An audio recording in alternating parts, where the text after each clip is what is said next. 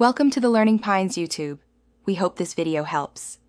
In this video, I will explain how to play Call of Duty on PlayStation 5.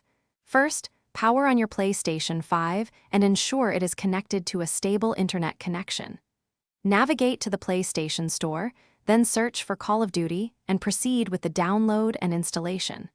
This process typically takes anywhere from 45 minutes to over an hour, depending on your internet speed. While the game downloads, fully charge your DualSense controller using the provided USB cable. You will want a full charge for your first few matches.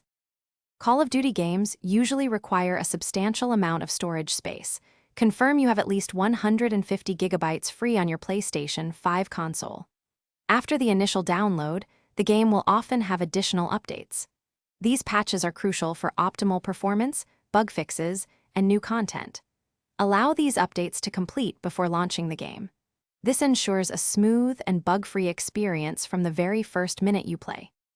Once the game is installed and updated, dive into the in-game settings to personalize your experience. Navigate to the controller section and adjust your sensitivity levels for both aiming and looking. Many players find a lower sensitivity helpful for precision aiming.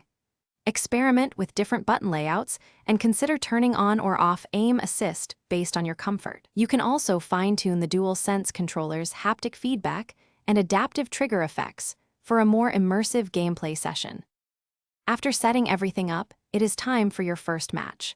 Start with a less competitive mode, like Team Deathmatch or Domination, to get accustomed to the controls and maps.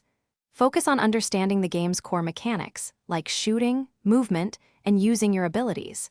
Do not hesitate to revisit your settings and make further adjustments as you gain more experience. Experiment with different weapon loadouts to find what works best for your style, enhancing your overall enjoyment. Thanks for watching. Consider subscribing if we helped you.